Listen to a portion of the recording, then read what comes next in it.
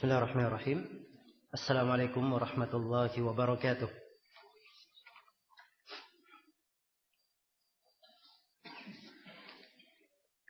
Innal hamdalillah nahmaduhu wa nasta'inuhu wa nastaghfiruh wa na'udzu billahi min shururi anfusina wa sayyiati a'malina. May yahdihillahu fala mudilla lahu ومن يضلل فلا هادي له أشهد أن لا إله إلا الله وحده لا شريك له وأشهد أن محمدا عبده ورسوله يا أيها الذين آمنوا اتقوا الله حق تقاته ولا تموتن إلا وأنتم مسلمون يا أيها الناس اتقوا ربكم الذي خلقكم من نفس واحدة وخلق منها زوجها وبث منهما رجالا كثيرا ونساء واتقوا الله الذي تساءلون به والأرحام إن الله كان عليكم رقيبا يا أيها الذين آمنوا اتقوا الله وقولوا قولا سديدا يصلح لكم أعمالكم ويغفر لكم ذنوبكم ومن يطع الله ورسوله فقد فاز فوزا عظيما أما بعد فإن أصدق الحديث كتاب الله وخير الهدي هدي محمد صلى الله عليه وعلى آله وسلم وشر الأمور محدثاتها فإن كل محدثة بدعة وكل بدعة ضلالة وكل ضلالة في النار. معاشر الإخوة والأخوات rahimani wa rahimakumullah. Pada malam hari ini insyaallah ta'ala kita akan melanjutkan pembahasan dari kitab Sittatu Mawadhi' Minas Sirah. Iya. 6 pelajaran dari perjalanan hidup Rasulullah sallallahu alaihi wasallam. Pada pertemuan yang telah lalu telah kita jelaskan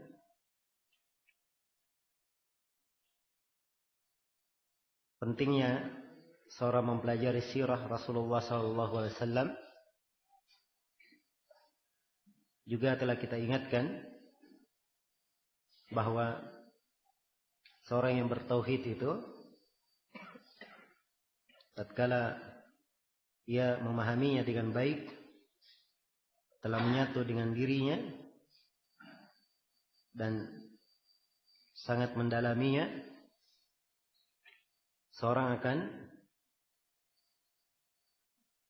melihat bahwa segala tuntunan syariat semuanya mengarah pada tauhid.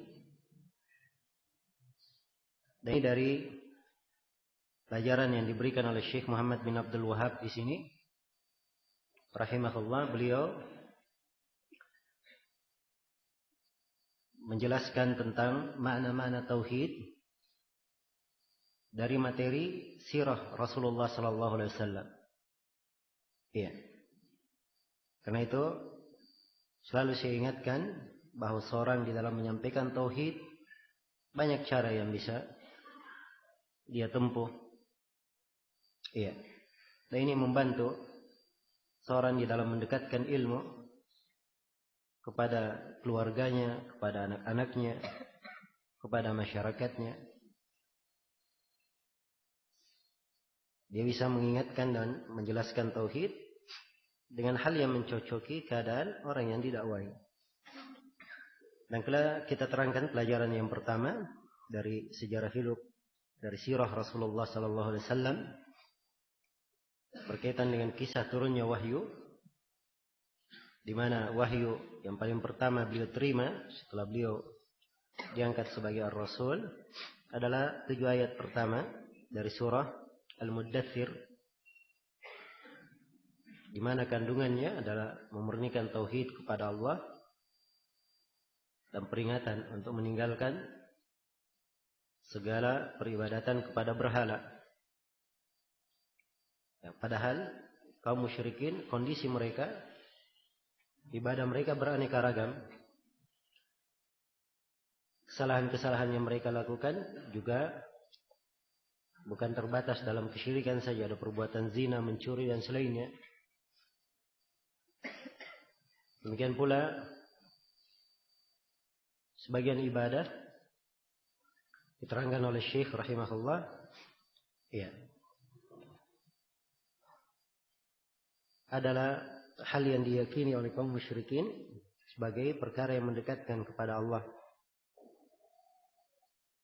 Bersamaan dengan itu semuanya di dalam ayat hanya satu yang diterangkan di wahyu yang diterima oleh Rasulullah SAW di surah Al-Muddathir untuk memperingatkan bahaya kesyirikan.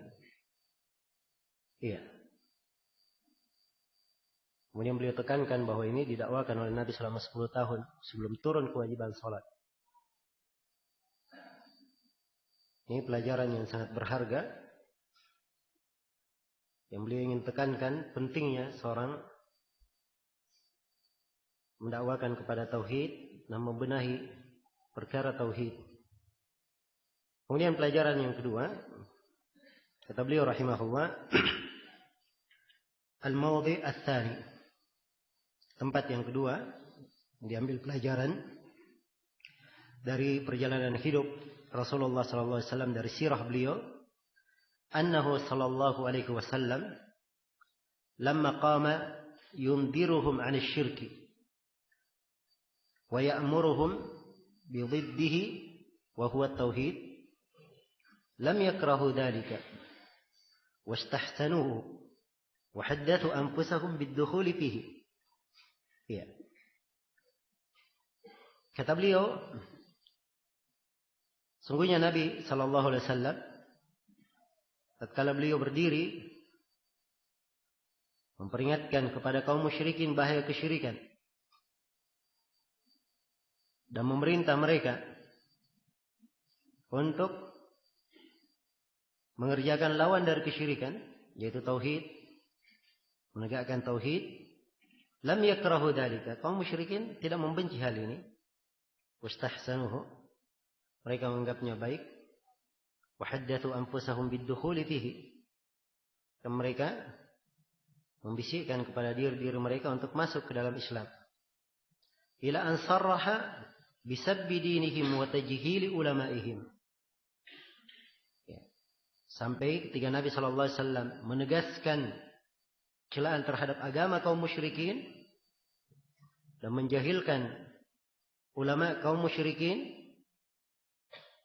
fahina idin syammaru lahu wa li ashabihi an saqil adawa. Maka pada saat itulah kaum musyrikin menyingsingkan, ya, lengan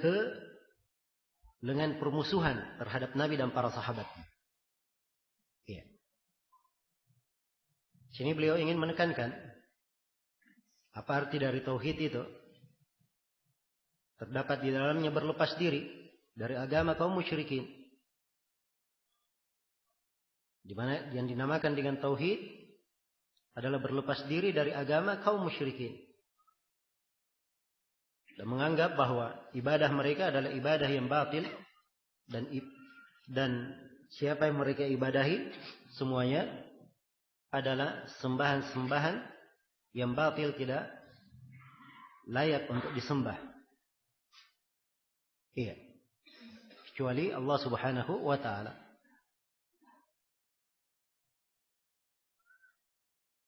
Jadi awal mulanya mereka, tatkala Nabi menyampaikan dakwah, ya, tidak nampak kebencian. Namun setelah Rasulullah SAW menegaskan celaan terhadap agama kaum musyrikin, kesalahan agama mereka, barulah mereka menancapkan permusuhan kepada Nabi dan para sahabatnya. Iya. Wa qalu, dan mereka berkata, saffaha ahlamana wa abadinana wa syatama alihatana. Ya, mereka berkata Nabi Muhammad ini, iya, menganggap bodoh impian-impian kami, mencela agama kami, yang menganggap bodoh orang-orang yang sudah dewasa di antara kami, mencela agama kami, dan Nabi Muhammad mencerca sembahan kami. Perhatikan ya. Kata Syekh rahimahullah, wa ma'lumun annahu sallallahu alaihi wasallam lam yashtum Isa wa ummuhu walal malaika walal salihin. Dan dimaklumi bahwa Nabi sallallahu alaihi wasallam tidak pernah mencela Nabi Isa. Tidak pernah mencela ibunya.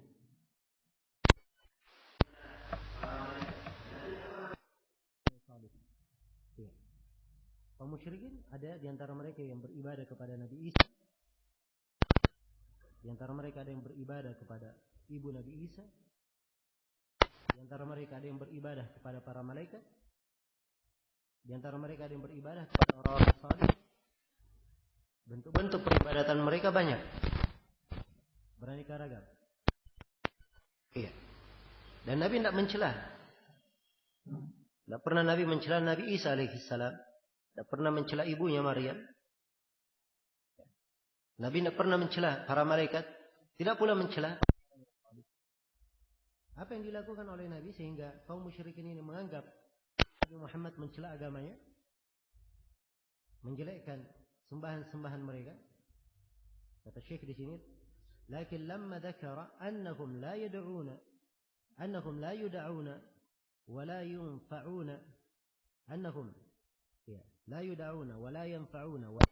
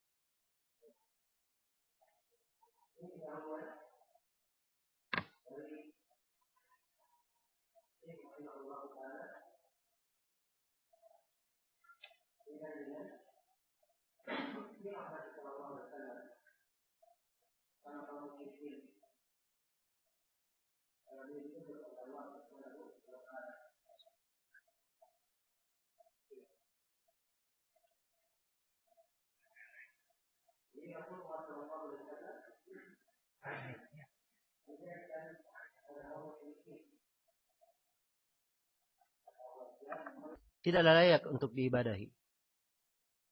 Ya. Ini dalam banyak ayat di Al-Quranul Karim. Iya. Dan juga Nabi Shallallahu Alaihi Wasallam menegaskan kepada mereka bahwa siapa yang mereka ibadahi selain dari Allah tidak bisa memberi manfaat, tidak mencelakakan mereka. Mereka menganggap seluruh hal ini sebagai celaan. Nah, dari pelajaran ini, dari sirah ini, Syekh Muhammad bin Abdul Wahab menekankan sebuah pelajaran yang sangat penting. Iya. Kata beliau rahimahullah, fa idza arafta hadza, apabila engkau sudah mengenal ini, sudah mengetahui hal ini, arafta anna al-insan la yastaqimu lahu islamun walau wahhada Allah wa taraka asy-syirka illa bi adawatil musyrikin wa at-tasrih lahum bil adawati wal bughd. Kalau engkau sudah mengenal ini, maka engkau harus tahu bahwa seorang manusia tidak akan dianggap istiqamah keislamannya walaupun dia mentauhidkan Allah, walaupun dia tidak berbuat kesyirikan, keislamannya tidak dianggap istiqamah kecuali kalau dia memusuhi kaum musyrikin dan menegaskan permusuhan dan kebencian kepada mereka. Itu harus ya. Tidak boleh berkata, oh saya muwahhid, ibadah saya hanya kepada Allah. Iya. Saya tidak berbuat kesyirikan. Tidak berbuat kesyirikan. Tapi dia tidak pernah menampakkan permusuhan kepada sembahan-sembahan yang disembah selain Allah Subhanahu wa taala. Tidak ada kebencian kepada mereka. Ya. Ini sama saja. Belum dianggap mereka tegak keislamannya. Berislam dengan Islam yang benar. Ya. Berislam dengan Islam yang benar. Dan keberadaan sebagian orang, ia melakukan sebagian bentuk dari bentuk keimanan, tapi masih berbuat kesyirikan, bentuk dari bentuk keimanan yang dia lakukan, itu tidak memberikan manfaat. Dimaklumi ya, kaum musyrikin itu, mereka mengimani Allah yang maha mencipta, memberi rezeki, menghidupkan, mematikan. Mereka mengimani ya. Dan ini bagian dari tauhid. Bagian dari keimanan. Tapi mereka berbuat kesyirikan. Tatkala ibadah, mereka serahkan juga kepada selain Allah. Ya, karena itu dalam Al-Quran Allah berfirman tentang kaum musyrikin, وَمَا يُؤْمِنُ أَكْثَرُهُمْ بِاللَّهِ إِلَّا وَهُمْ مُشْرِكُونَ. Tidaklah mereka ini beriman, tidaklah kebanyakan mereka itu beriman, kecuali mereka juga berbuat kesyirikan. Jadi disebut mereka beriman, tapi mereka berbuat kesyirikan. Maksudnya di sini keimanan, mereka melakukan bentuk dari bentuk keimanan, tapi bukan artinya dia mukmin dari sisi syariat. Ya, sama dengan Syekh di sini, beliau bahasakan, walaupun dia mentauhidkan dan berbuat kesyirikan, kalau dia tidak mengadakan permusuhan kepada kaum musyrikin, itu sama saja. Artinya tauhidnya belum istiqamah. Ya. Syarat dari tauhidnya belum terpenuhi dan keislamannya belum tegak. Ini yang dimaksudkan di sini oleh Syekh rahimahullah. Maka seorang dikatakan dia sebagai seorang muslim yang baik keislamannya apabila ia menyatakan permusuhan kepada kaum musyrikin. Iya. Kata beliau, kama qala ta'ala, sebagaimana firman Allah Ta'ala, la tajidu qauman yu'minuna billahi wal yawmil akhir yuwadduna man hadda Allah wa rasulah. Kau tidak akan menemukan satu kaum yang beriman kepada Allah dan hari akhirat. Kau tidak akan ketemukan mereka memberikan kecintaannya kepada siapa yang memusuhi Allah dan Rasulnya. Tidak mungkin orang yang beriman kepada Allah dan hari akhirat mencintai orang yang memusuhi Allah dan Rasulnya. Iya. Dan juga Allah Subhanahu wa taala berfirman, "Qad kanat lakum uswatun hasanah fi Ibrahim walladzina ma'ahu idh qalu liqaumihim inna bura'a'u minkum wa mimma ta'buduna min dunillah kafarna bikum wa bana bainana wa bainakum al-'adawatu wal baghdha'u abadan hatta tu'minu billahi wahdah." Sungguh telah ada untuk kalian pada Nabi Ibrahim dan orang-orang yang bersamanya, ada untuk kalian suri tauladan yang baik. Nabi Ibrahim dan orang-orang yang bersamanya menyatakan kepada kaumnya, sesungguhnya kami berlepas diri dari kalian dan kami berlepas diri dari segala yang kalian ibadahi kecuali Allah. Kami kafir kepada kalian. Dan telah tampak antara kami dan antara kalian permusuhan dan kebencian selama-lamanya. Sampai kalian beriman kepada Allah satu-satunya. Iya. Baik. Jadi di sini penekanan yang sangat indah dari Syekh rahimahullah dari sirah Nabi sallallahu alaihi wasallam berkaitan dengan hakikat tauhid. Yaitu al-wala wal bara hanya untuk Allah dan Rasulnya, dan kecintaan mereka untuk kaum mukminin. Ya, al-wala hanya untuk Allah dan Rasulnya dan kaum mukminin, bara mereka terhadap kaum musyrikin. Terhadap kaum musyrikin. Iya. Baik, sebelum saya rinci lebih jauh masalah ini, sekarang perlu kita ketahui apa sisi penekanan Syekh di sini. di dalam beliau menjelaskan kisah perjalanan hidup Rasulullah SAW, makna tauhid. Ya, ini beliau angkat. Apa sebabnya? Ya, beliau terangkan setelahnya.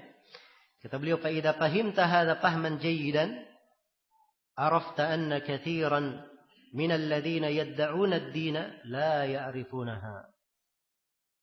Kata beliau, kalau engkau memahami hal ini dengan pemahaman yang baik, engkau akan mengetahui bahwa banyak dari mereka yang mengaku paham agama, mereka tidak mengerti permasalahan ini. Ya, tidak mengerti permasalahan ini. Jelas ya? Iya. Dan ini subhanallah, ya, Syekh menghikayatkan kejadian yang terjadi di masa beliau. Ya, orang-orang yang mengaku, oh kami bertauhid, tidak berbuat kesyirikan.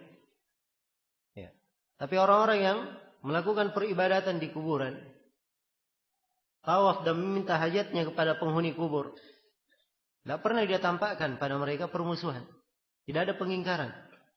Orang bertauhid seperti ini yang disinggung oleh Syekh rahimahullah. Iya. Kalau memang dia benar tauhidnya, maka pasti akan tampak darinya kebencian terhadap kesyirikan, terhadap kaum musyrikin, dan ketegasan permusuhan terhadap mereka. Ketegasan permusuhan terhadap mereka. Ya. Dan ini makna harus selalu tertanam di dalam hati. Ya. Tertanam di dalam hati, diucapkan oleh lisan, nampak di dalam amalan. Nampak di dalam amalan. Ya. Tapi bukan artinya seorang mengenal akidah wala wal bara ini, bukan artinya dia berbuat zalim dan melampaui batas. Tidak. Sebab Islam mengatur interaksi hubungan antara muslim dan kafir. Ya. Dan dimaklumi Nabi sallallahu alaihi wasallam juga masih mendakwai kerabatnya dari kaum musyrikin masuk ke dalam Islam. Ya. Dan beliau juga mendakwai pamannya Abu Talib. Beliau perlakukan dengan baik. Jelas ya? Ya. Tapi semuanya memahami bahwa Rasulullah benci kepada agama mereka. Dan Rasulullah berlepas diri dari segala yang mereka ibadahi kecuali Allah. Iya. Maka ini hal tampak dari perjalanan Rasulullah sallallahu alaihi wasallam. Iya. Ini yang ingin ditekankan di sini oleh Syekh rahimahullah. Beliau ingin menekankannya bahwa ini makna sangat tampak sekali dari perjalanan hidup Rasulullah sallallahu alaihi wasallam. Mana tauhid ini? Al-wala wal bara. Ya. Kata beliau, wa illa famal ladzi hamala al-muslimina 'ala as-sabr 'ala dhalika al-adab wal usr wad darb wal hijra ila al-habasha. Ya. Kalau memang bukan ini sebabnya, bukan masalah al-wala wal bara ini, maka kenapa kaum muslimin harus bersabar terhadap siksaan yang berat itu? Bersabar mereka ditawan, bersabar dipukul, bersabar untuk hijrah ke Habasyah. Iya. Kenapa kesabaran ini semuanya mereka lakukan? Ya. Kalau memang tauhid itu cukup dia beribadah kepada Allah, dia tidak berbuat kesyirikan, tidak perlu dia ingkari kaum musyrikin. Ya. Tidak perlu mereka hijrah kan? Tidak perlu mereka ribut dengan kaum musyrikin. Ya sudah. Ya saya ini beribadah kepada Allah. Saya tidak ikut kesyirikan seperti kesyirikan kalian. Ya sudah, saya tenang. Kamu juga silakan ibadah. Ya. Tapi kenyataannya tidak seperti itu. Ya, Rasulullah SAW ya, dimusuhi oleh mereka. Dan para sahabatnya juga disiksa. Ya, diperlakukan oleh kaum musyrikin dengan berbagai bentuk siksaan hingga mereka berhijrah ke Habasyah. Mereka berhijrah ke Habasyah. Habasyah bukan negeri kafir, bukan negeri Islam. Negeri kafir Habasyah itu. Tapi mereka berhijrah ke mana? Ya, ke Habasyah, karena di Habasyah mereka yang berhijrah itu tidak dilarang menegakkan agamanya. Berbeda di mana? Di Mekah.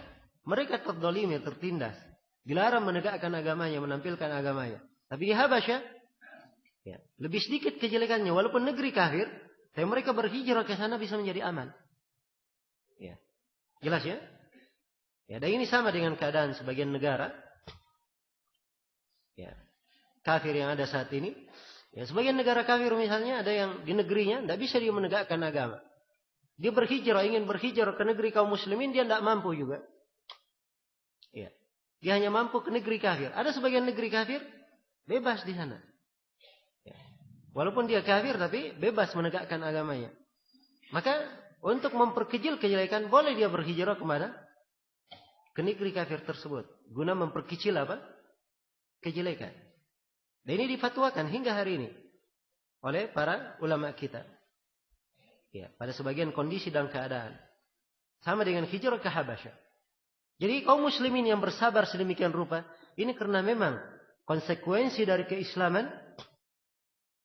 harus ada pernyataan dan ketegasan, berlepas diri dari kesyirikan dan pelaku kesyirikan.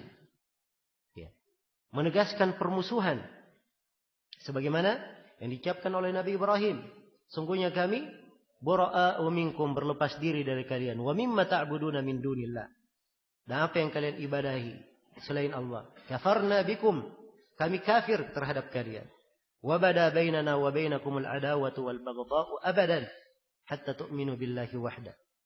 Dan telah tampak permusuhan dan kebencian antara kami dan kalian selama-lamanya hingga kalian beriman kepada Allah Subhanahu wa taala. Jelas ya? Baik. Jadi dari mana keislaman? Ya.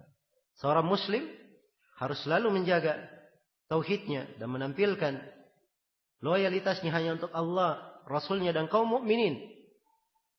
Ya. Dia ada sikap bara, berlepas diri dari segala kesyirikan dan pelaku kesyirikan. Ya, ingat ya, saya perlu berikan garis bawah di sini. Karena sebagian orang kadang tidak memahami makna ucapan syekh di sini. Dianggap bahwa ini hukum berlaku umum. Ya, jadi kalau ketemu kaum musyrikin dipukuli, ya, diperangi di jalan-jalan, seperti itu. Ya, itu aturan lain.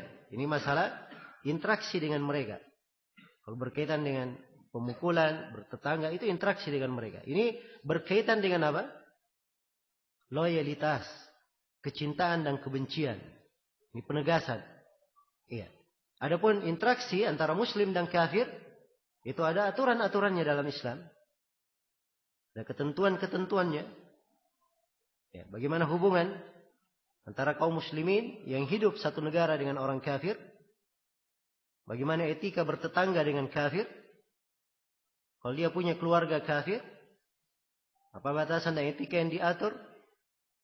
Iya.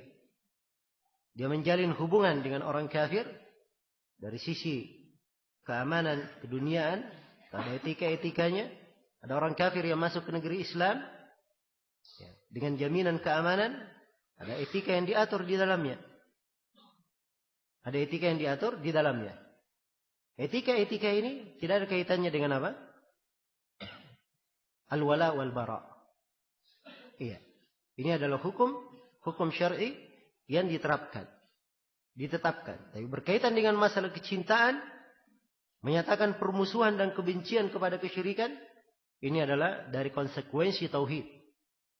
Dari konsekuensi tauhid yang tampak sekali dalam perjalanan hidup Rasulullah SAW dan para sahabatnya. Iya.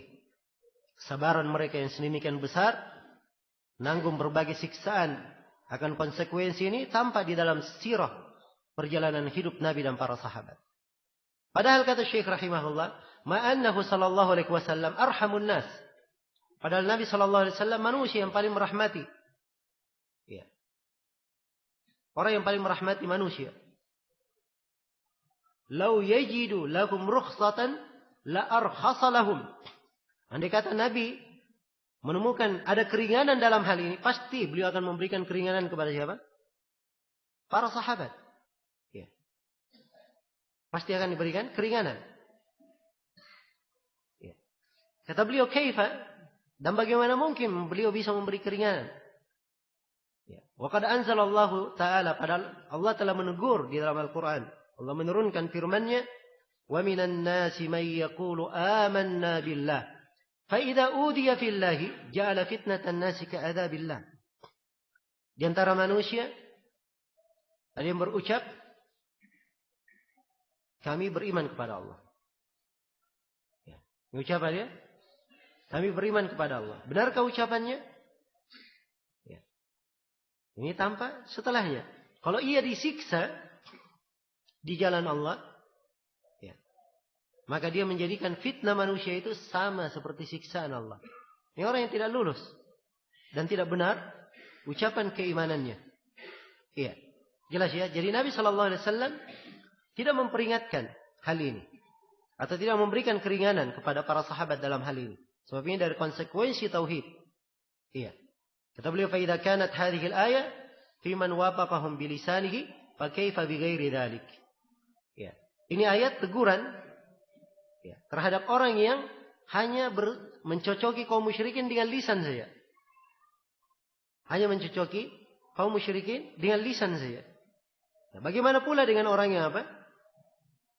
Orang yang hidup bersama kaum musyrikin bukan saja dengan lisannya, dengan perbuatannya, ya, semuanya menunjukkan kecocokan bersama mereka.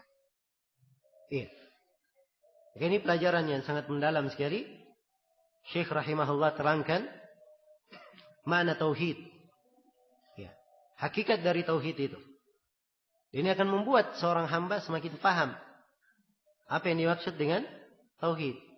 Ya. Apalagi di masa ini orang-orang yang menyerukan persamaan agama, ya, menyerukan semua agama itu sama. Ya. Semua agama itu sama. Kadang mereka memakai bahasa-bahasa yang mengandung kemungkinan. Kadang bahasanya toleransi, ya, interaksi antara umat beragama. Ya, bahasa-bahasa yang mungkin benar mungkin salah. Jelas ya? Mungkin benar dan mungkin apa? Mungkin salah. Ya. Tapi mereka secara umum tidak memiliki nilai tauhid yang terkandung di dalam pelajaran yang disebut oleh Syekh di sini. Ya. Dan ini konsekuensi dari tauhid. Konsekuensi dari tauhid yang tidak akan tegak keislaman seorang hamba kecuali, ya, dengan menjalankan konsekuensi ini, yaitu kecintaan, loyalitasnya hanya untuk Allah, Rasulnya dan kaum mukminin, dan ia nyatakan kebenciannya, permusuhannya kepada segala yang diibadahi, ya, selain dari Allah Subhanahu wa taala. Baik, ini pelajaran yang kedua yang ditekankan oleh Syekh rahimahullahu taala di sini. Baik, kemudian pelajaran yang ketiga. Nah, gimana, adzan dulu atau belum masuk waktu? Belum. Kata beliau al-mawdi' ats-tsani, al-mawdi' ats-tsalits, tempat yang ketiga. Atau pelajaran yang ketiga. Ya. Dari perjalanan hidup Rasulullah sallallahu alaihi wasallam. Ya. Kata beliau, qissatu qiraatihi sallallahu alaihi wasallam surat An-Najm di hadratihim. Adalah kisah ketika Nabi sallallahu alaihi wasallam membaca surah An-Najm dihadiri oleh kaum musyrikin. Falamma balagha afara'aytumul Lata wal Uzza. Begitu sampai kepada firman Allah, ya, tidakkah kalian lihat kepada Lat dan Uzza? Iya. Alqa syaitanu fi tilawatihi. Maka syaitan menyusupkan di dalam bacaan Nabi sallallahu alaihi wasallam tilkal garaniq al-ula. Iya. Wa inna syafa'atahum laturtaja. Nah, mereka ini adalah al-garaniq yang maha tinggi. Ya. Sungguhnya syafaat mereka sangat diharapkan. Syafaat mereka sangat diharapkan. Ya. Kata beliau, fadhannu anna Rasulullah sallallahu alaihi wasallam qalaha. Maka kaum musyrikin menyangka bahwa tambahan terakhir ini itu diucapkan oleh Nabi sallallahu alaihi wasallam. Fafarihu bidzalika, mereka pun bergembira. Wa qalu kalaman ma'nahu, dan mereka berkata yang maknanya hadzal ladzi nuridu, inilah yang kita kehendaki. Wa nahnu na'rifu anna Allah huwa an-nafi' ad-dar wahdahu la syarika lah. Kita semua mengetahui bahwa Allah lah yang memberi manfaat, ya lagi memberi kecelakaan, satu-satunya, tidak ada syarikat baginya. Lakin haulai yashfa'una lana indah. Akan tetapi mereka memberi syafaat untuk kami di sisi Allah. Nah, jelas ya? Falamma balagha sajada sajadu ma'ahu. Begitu ya, sampai kepada ayat sajadah di akhir surah An-Najm, sajad, Nabi pun sujud. Wa sajadu ma'ahu, kaum musyrikin sujud bersamanya. Ya. Fasya'al khabar annahum safauhu. Ya, maka tersebarlah berita bahwa mereka sudah berbaikan dengan Nabi sallallahu alaihi wasallam. Sudah dikelirkan antara mereka dan antara Nabi. Wa sami'a bidzalika man lil habasya faraja'u. Ini didengarkan oleh para sahabat yang berada di Habasyah, yang berhijrah. Mereka pun kembali. Iya. Falamma ankara dzalika Rasulullah sallallahu alaihi wasallam. Ya. Jadi mereka ketika didengarkan ayat ini, atau kisah Al-Gharanik ini, kaum musyrikin mereka sudah bergembira ketika mendengarkan apa yang disusupkan oleh syaitan itu tadi di bacaan. Maka ini pun didengarkan oleh para sahabat yang di Habasyah, sehingga mereka kembali mempertanyakan kepada Nabi. Tapi Rasulullah mengingkarinya. Ya. Sebab Nabi tidak membacanya. Itu bacaan siapa? Ya, bacaan yang disusupkan oleh syaitan, diperdengarkan oleh syaitan. Nah, falamma ankara dzalika Rasulullah sallallahu alaihi wasallam adu ila syarri mimma kanu alaihi.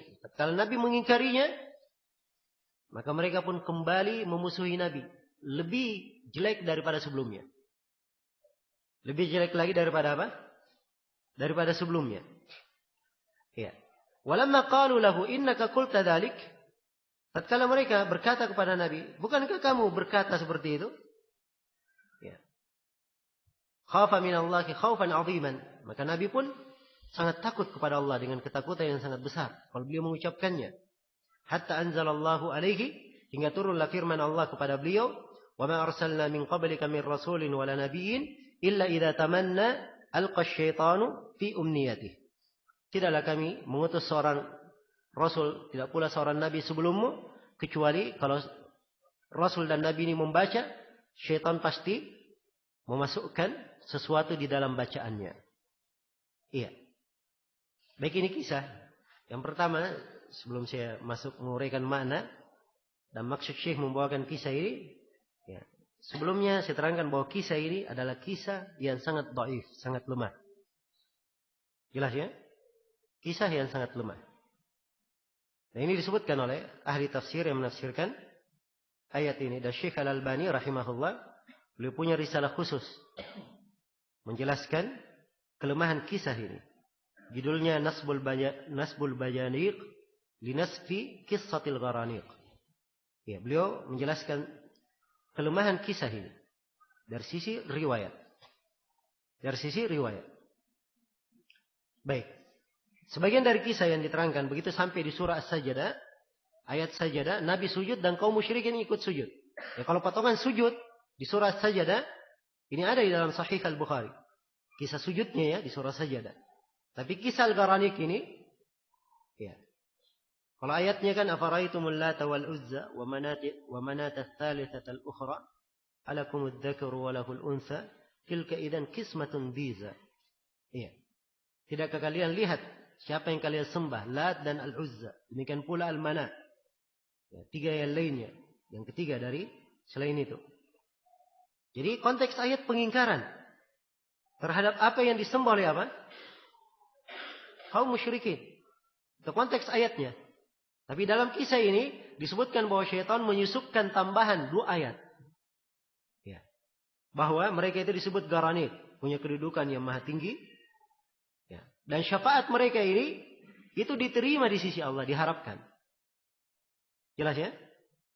Syafaat mereka diterima di sisi Allah Subhanahu wa taala.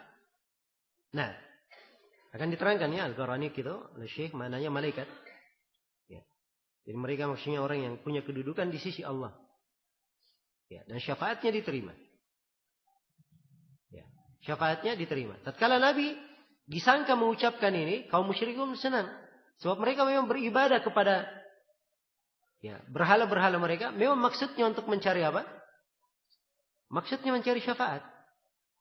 Ya. Wa ya'buduna min dunillahi ma la yadhurruhum wa la yanfa'uhum wa yaquluna haula'i syufa'una indallah. Mereka beribadah kepada selain Allah. Apa yang tidak memberi manfaat, tidak memberi celaka pada mereka. Mereka berkata, mereka itu, yang kami sembah itu adalah orang-orang yang memberi syafaat bagi kami di sisi Allah. Ya. Jadi ini memang tujuan peribadahan kaum musyrikin. Maka kalau mereka mendengarkan tambahan yang dimasukkan oleh syaitan ini, mereka bergembira. Ya. Dan mereka berkata, kalau begitu, ya sudah, kita tidak ada masalah dengan Nabi. Sama saja kita. Ya. Karena itu sudah dianggap apa? Clear, sudah berdamai. Ya. Dan ini didengar oleh kaum muslimin yang hijrah di Habasyah. Ini kisahnya ya, tapi sekali lagi kisah ini apa? Kisah ini lemah. Ya. Terus apa kaitannya dengan ayat di surah Al-Hajj? "Wa ma arsalna min qablika min rasulin wala nabiyyin illa idza tamanna alqa asyaitanu fi umniyati." Apa makna ayat di sini? Ya. Makna ayat kalau dalam penafsiran Ibnu Katsir dan beliau sebut ini penafsiran kebanyakan ulama, tidaklah kami mengutus sebelum engkau ya Nabi Muhammad seorang rasul, tidak pula kami utus seorang nabi kecuali idza tamanna, kalau dia tamanna, maksudnya di sini tamanna kalau dia membaca. Bukan ketika dia membaca syaitan langsung memasukkan di bacanya, tidak. Nabi sudah membaca, menyampaikan. Apa yang disampaikan ini tersebar di tengah manusia, ini yang ditambah-tambah oleh syaitan. Jelas ya? Dan itu terjadi di mana-mana. Ya. Kebenaran itu selalu pasti disusupi oleh syaitan dengan apa? Hal-hal yang batil di dalamnya. Jelas? Jadi ini maksud dari ayat. Ya. Bukan ketika Nabi membacanya, saat dia membaca dimasukkan ayat, tidak. Sebab itu kisahnya lemah. Haditsnya lemah. Ya. Dan Allah Subhanahu wa taala menjaga rasulnya dari hal yang seperti ini. Sebab ini penjagaan dalam penyampaian wahyu. Dalam penyampaian wahyu. Ketika wahyu sudah disampaikan, ada yang merubahnya. Nah, disinilah memang pekerjaannya syaitan. Ya, setiap kali Nabi dan Rasul diutus, mereka pasti ingin apa? Merubahnya. Apakah merubah lafadznya ataupun merubah apa? Maknanya. Ya. Atau merusak pemahaman di tengah manusia. Nah, itu yang dilakukan oleh syaitan. Dan ini makna ayat. Jelas ya? Baik. Jadi ini kedudukan kisahnya. Syekh di sini ingin menjelaskan sebuah pelajaran. Ya. Dari kisah. Jadi karena itu kata beliau, "Faman fahima hadhil qissah." Iya. Siapa yang memahami kisah ini? Tsumma syakka ba'daha fi dinin Nabi sallallahu alaihi wasallam. Setelah itu dia ragu kepada agama Nabi sallallahu alaihi wasallam, wa lam yufarriq bainahu wa bain dinil musyrikin. Dan dia tidak membedakan antara agama Nabi dan agama kaum musyrikin, fa ab'adahu Allah. Semoga Allah menjauhkannya. Khususan in arafa anna qaulahum tilkal garanik al malaikah. Apalagi kalau dia tahu bahwa makna al garanik artinya adalah para malaikat. Iya. Jelas ya? Jadi beliau di sini ingin menekankan. Iya, baik. Silakan adzan dulu.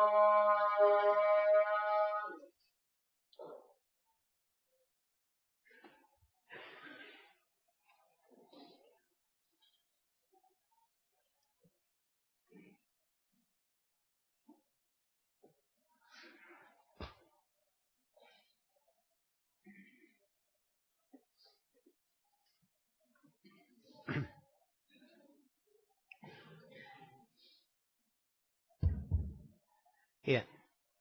Jadi maksud dari Syekh rahimahullah membawakan kisah ini di sini. Ini diterangkan di akhir dari pembahasan. Beliau siapa yang memahami kisah ini? Waman fahima hadhil qissah. Siapa yang memahami kisah ini? Thumma syakka ba'daha fi dinin Nabi sallallahu alaihi wasallam. Kemudian setelah itu dia ragu kepada agama Nabi sallallahu alaihi wasallam. Walam yufarriq bainahu wa baina dinil musyrikin. Dan ia tidak membedakan antara agama Nabi dan agama kaum musyrikin. Fa ab'adahu Allah.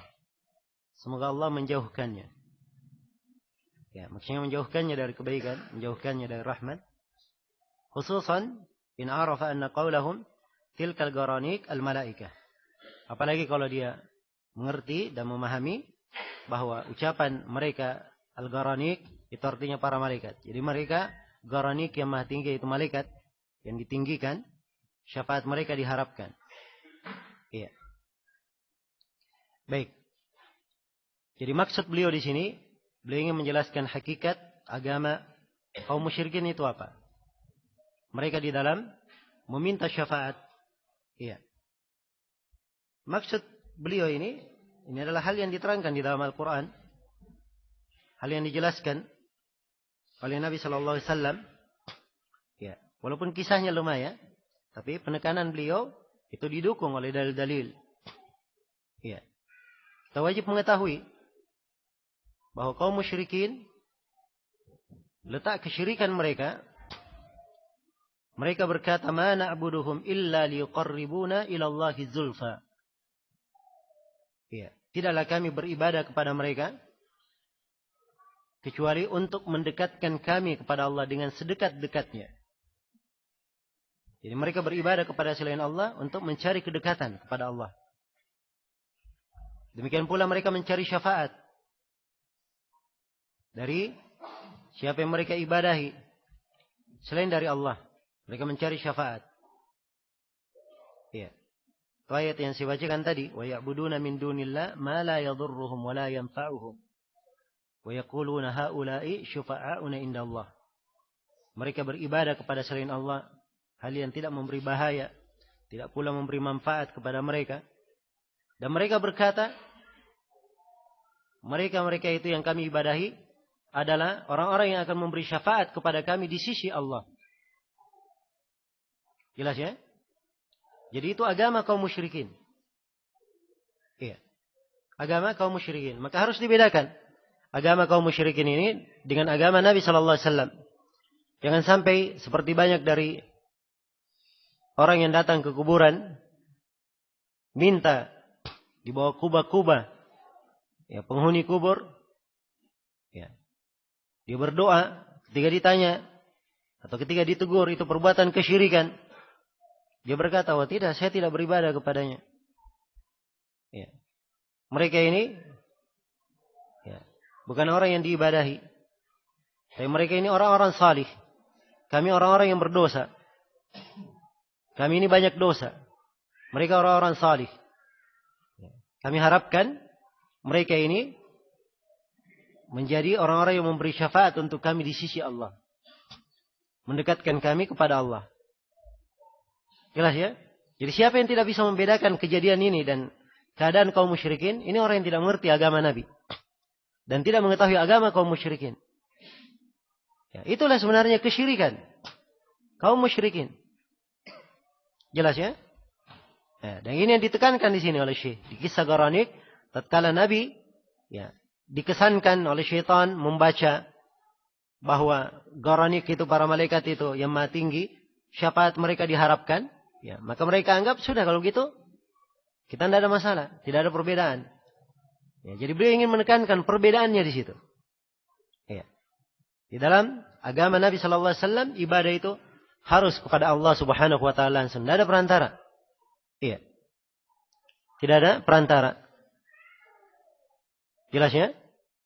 Dan syafaat diminta dari Allah Subhanahu wa taala. Iya. Jadi ini kisah beliau bawakan di sini agar supaya kaum muslimin mengambil pelajaran. Membedakan antara agama Nabi sallallahu alaihi wasallam dan agama kaum musyrikin. Baik, ini tempat yang ketiga dari pelajaran sirah yang dijelaskan di sini oleh Syekh Muhammad Ibn Abdul Wahhab rahimahullahu taala. Iya. Kemudian pelajaran yang keempat dari sirah beliau, kata beliau al-mawdi' ar-rabi', kisah Abi Talib, tentang kisah Abu Talib. Iya. Ini juga pelajaran dari sirah, beliau ingin mengingatkan di dalamnya bagaimana hakikat dari tauhid itu. Iya. Kata beliau, "Faman fahimaha hasanan wa ta'ammala iqrarahu bit-tauhid wa hatha an-nas 'alayhi wa tasfiha uqul al-musyrikin wa tasfiha uqul al-musyrikin." Iya. ومحبته لمن أسلم وخلع الشرك ثم بذل عمره وماله وأولاده وعشيرته في نصرة رسول الله صلى الله عليه وسلم إلى أن مات ثم صبره على المشقة العظيمة والعداوة البالغة.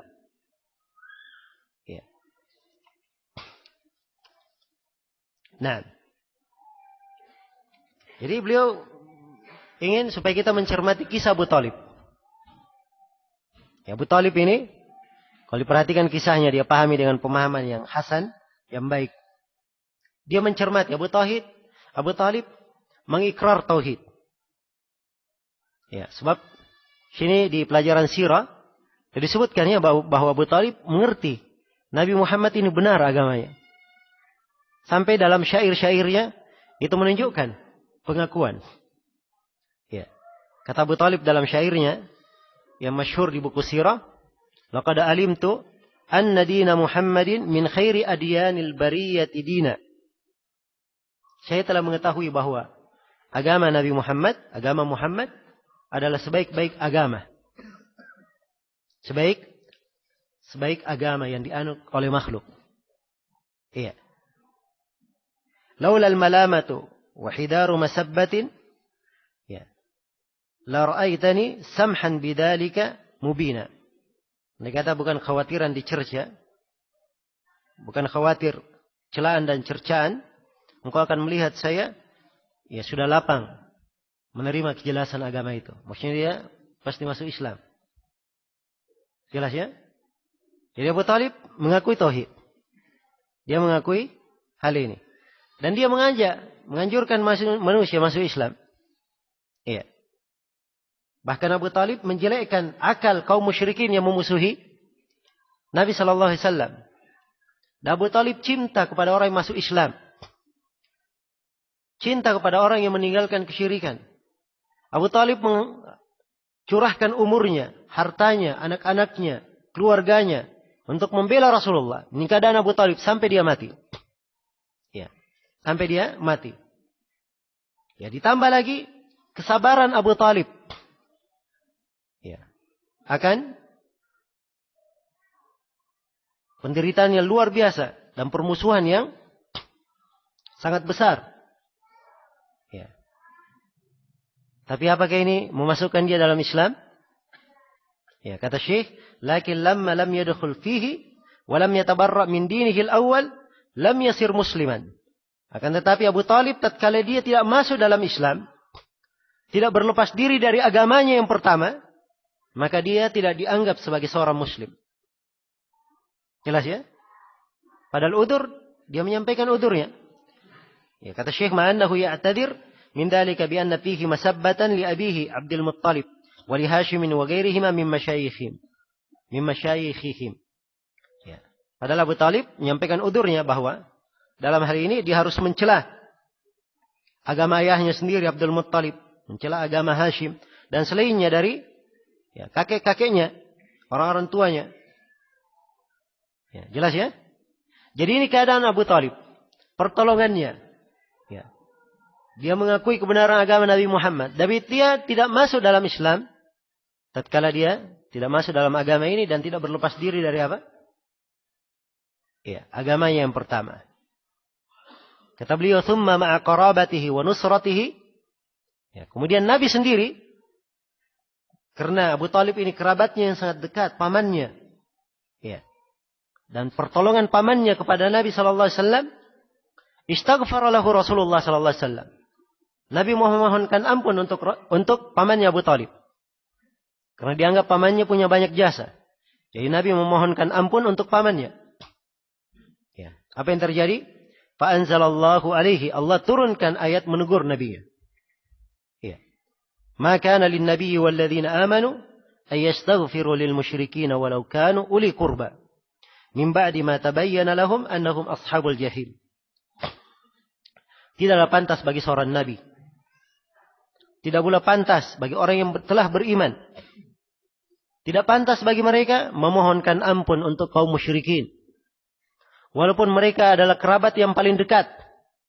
Tidak pantas dimohonkan ampun setelah tampak jelas bahwa mereka ini adalah penduduk neraka jahim. Karena mati di atas kekafiran. Jelas ya? Ini teguran kepada Nabi karena beliau memohonkan ampun untuk siapa? Untuk pamannya. Tak boleh dimohonkan ampun untuk kaum musyrikin. Ya, meninggal di atas kesyirikan. Walaupun dia punya pertolongan. Ya. Terhadap Islam. Kata beliau, "Walladhi yubayyinu hadha." Ya. Nah, di sini Syekh menghubungkan ya. Jadi sekarang beliau sudah memberikan ya kisah pelajaran tauhid dari kisah Abu Talib. Bahwa tauhid itu tidak hanya sekadar dia mengakui berlepas dari kesyirikan, menjelekkan ya, akal-akal kaum musyrikin. Tidak sekedar dia menolong agama. Kalau dia sendiri tidak masuk ke dalam Islam, dia sendiri tidak berlepas diri dari agama kaum musyrikin itu tidak menjadikannya sebagai seorang muslim. Tidak akan memberi manfaat untuknya. Ya, ini mana tauhid yang ingin beliau tekankan di kisah Abu Talib. Iya. Jelas ya? Maka Syekh di sini memberikan peringatan kepada manusia di masa beliau. Ya, kata beliau, "Walladzi yubayyinu hadza," yang lebih menjelaskan ini, "Annahu idza urifa rajulun min ahli al-Basra aw al-Ahsa bihubbi ad-din wa bihubbi al-muslimin, ma annahu lam yansur ad-din biyadin wala mal, ya wala lahu min al-a'dar mithl mali Abi Talib." Ya. "Wa fuhima al-waqi min akthar ma yadda'i ad-din, tabayyana lahu al-huda min ad-dhalalah. Wa urifa su'ul ifham wallahu al-musta'an." Kata beliau, kalau sudah jelas hal ini, apabila dikenal ada seorang lelaki dari penduduk Basrah atau penduduk Ahsa, ini dua kota ya, penduduk Basrah atau penduduk Ahsa, keduanya mengaku cinta agama, cinta kaum muslimin. Bersamaan dengan itu, dia tidak pernah menolong agama dengan tangannya, tidak pula dengan hartanya. Oh, saya cinta agama, cinta kaum muslimin. Tadi tidak ada perbuatannya menunjukkan apa? Kecintaannya. Padahal dia tidak punya udzur seperti udzurnya Abu Talib. Iya. Maka akan dipahami keadaan sebagaimana mestinya terhadap orang yang mengaku agama seperti ini. Orang yang memahami kisah ini akan tampak baginya petunjuk dari kesesatan. Dan dia akan mengenal jeleknya pemahaman sebagian orang di sini. Ya Allahul musta'an. Baik. Ini tempat yang keempat, ya, yang diterangkan di sini oleh Syekh rahimahullah dari pelajaran tauhid. Iya, dari pelajaran tauhid. Bahwa tauhid itu diperlukan seorang masuk ke dalam Islam secara keseluruhan. Ya, dia mentauhidkan Allah, berlepas diri dari kesyirikan tanpa walanya kepada Allah dan Rasulnya, dan dia berlepas diri bara dari segala yang diibadahi kecuali Allah Subhanahu wa ta'ala. Iya. Baik. Ini pelajaran yang keempat yang diterangkan di sini oleh Syekh rahimahullahu taala. Baik, saya kira cukup ya untuk malam ini, insyaallah taala. Dua pelajaran yang lain kita akan sempurnakan nanti di pertemuan maghrib besok insyaallah. Ya, adapun pertemuan subuh besok insyaallah taala kita isi dengan materi lepas nanti, tidak berkaitan dengan buku ini. Ini masih ada dua tempat ya, insyaallah kita sempurnakan di acara maghrib besok. Ini yang di kisah Abu Talib ini saya selalu ingatkan ya tentang bahaya ya teman-teman bergaul, teman-teman duduk. Ya, Abu Talib ini dia tahu kebenaran, dia tahu ya agama keponakannya Nabi Muhammad. Dia kenal Nabi Muhammad dari kecil, kejujurannya, tidak pernah berdusta. Ya. Dia sangat mengenal Nabi Muhammad di atas kebenaran. Ya, tapi karena dia malu pada kawan-kawannya, dia malu. Ya, kalau dikatakan dia benci kepada agama ayahnya sendiri, agama nenek moyangnya, akhirnya dia tidak masuk dalam Islam. Ini buah dari teman duduk yang jelek. Ya. Sehingga membahayakannya sendiri dan menjadikannya orang yang kekal di dalam neraka waliyadzubillah. Iya.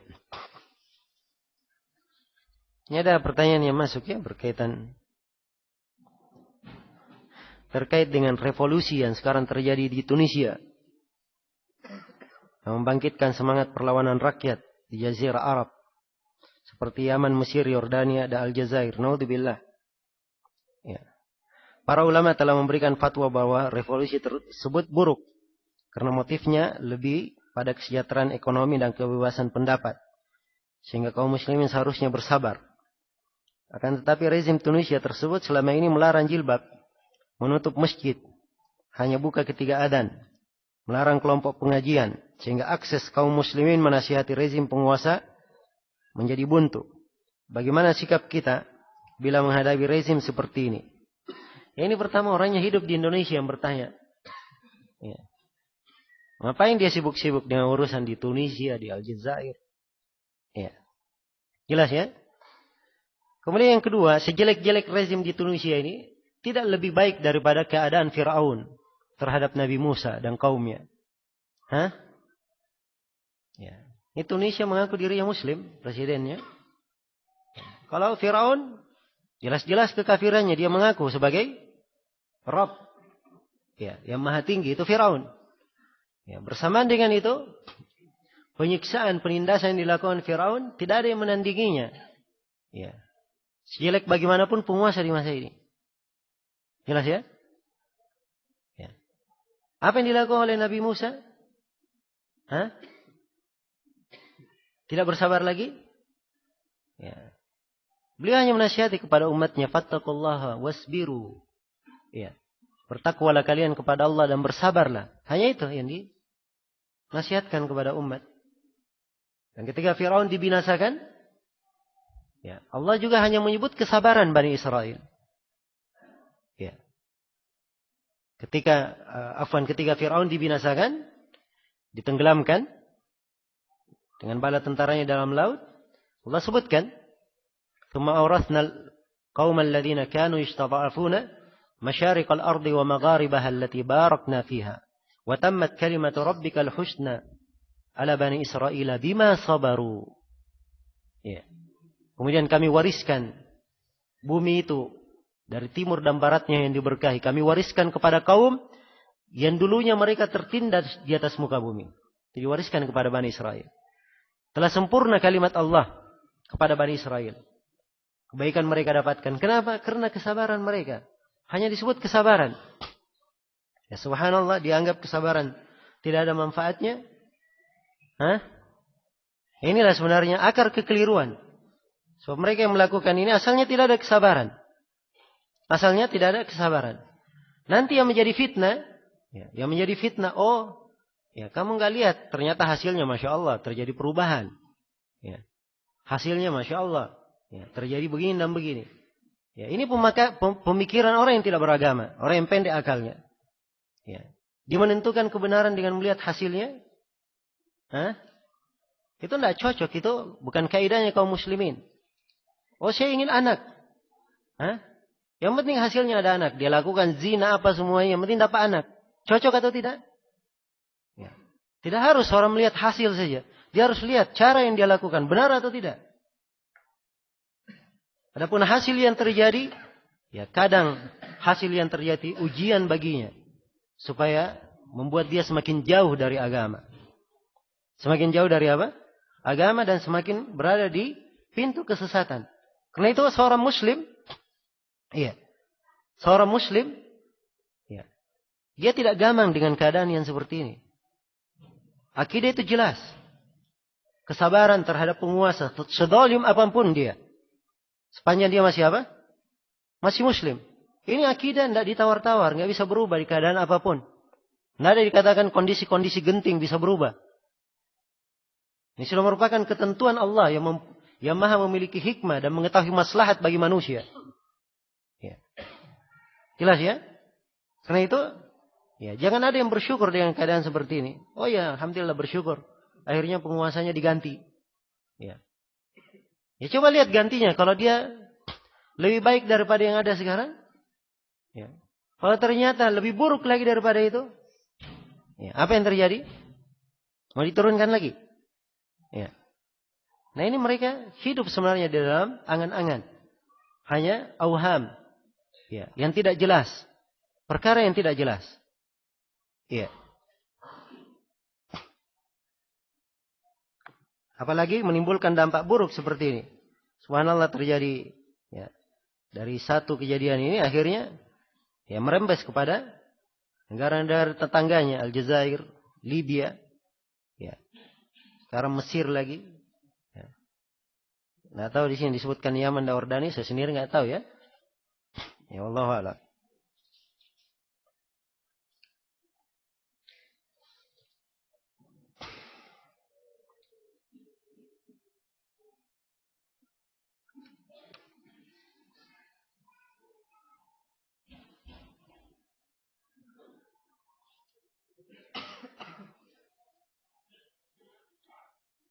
Seorang muslim yang beribadah kepada kuburan atas kebodohannya, apakah dia kafir? Dan setelah dia mengetahui atas kesyirikan dia lakukan, maka dia bertobat. Apakah dia cukup dengan tobat dia sudah masuk dalam Islam lagi. Ya, kalau dia tidak tahu itu kekafiran, kemudian dia bertobat, ya, diharapkan Allah mengampuninya. Nah, jelas ya. Cuman para ulama menyebutkan di kondisi kaum muslimin seorang berada di tengah kaum muslimin, ada ulama, dia bisa bertanya. Ya, kadang udzur itu tidak bermanfaat baginya. Jelas ya, dia bisa belajar agama yang benar. Bisa belajar agama yang benar.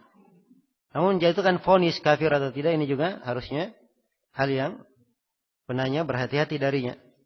Maka sepanjang dia telah bertobat kepada Allah, ya, hendaknya dia bergembira dengan tobatnya dan bergembira dengan hidayah yang Allah berikan kepadanya, mengetahui bahaya dari kesyirikan.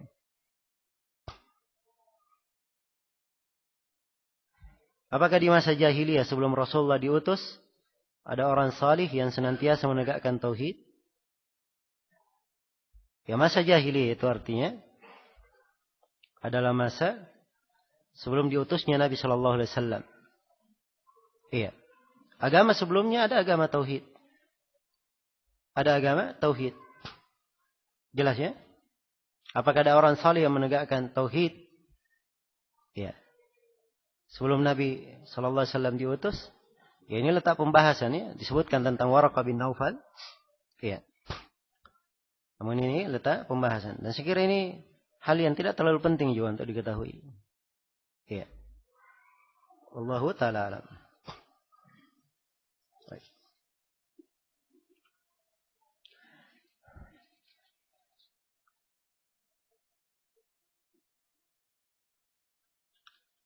Apakah boleh kita memakai motor gadaian selama yang punya belum menebusnya? Motor gadaian? Ya, motor gadaian itu, ya, kalau dia simpan di rumahnya tidak rusak, tidak perlu biaya perawatan, tidak boleh dia pakai. Biarkan saja dia simpan, tidak perlu biaya perawatan. Jelas ya? Kapan dia manfaatkan? Itu riba namanya. Ya. Sebab dia mengambil manfaat dari pinjaman. Dan kaidahnya, kullu qardin yajurru naf'an fahuwa riba. Setiap pinjaman yang ada manfaat di belakangnya itu dihitung riba. Kecuali kalau dia mengeluarkan biaya perawatan. Di sini ada silang pendapat di kalangan ulama. Walaupun mereka membolehkan untuk dipakai. Tapi bentuk penggunaannya bagaimana? Apakah dia pakai sesuai dengan kadar perawatan yang dia keluarkan? Atau dia keluarkan biaya perawatan, nanti diganti sama yang memiliki. Iya. Jelas ya? Dan nampak boleh dia pakai sesuai dengan biaya perawatan yang dikeluarkan. Kalau dia manfaatkan lebih dari biaya perawatan yang dikeluarkan, dia harus bayar kepada apa? Kepada pemilik barang. Nah.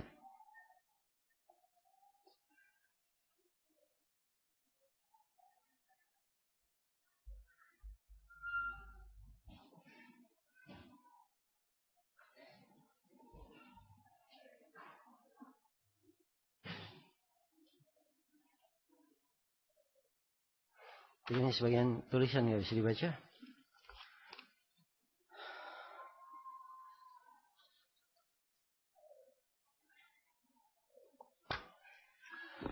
Baik, sampai sini dulu ya. Insyaallah taala kita sambung nanti di pertemuan besok. Subhanakallahumma bihamdik asyhadu an la ilaha illa anta astaghfiruka wa atubu ilaik walhamdulillahi rabbil alamin.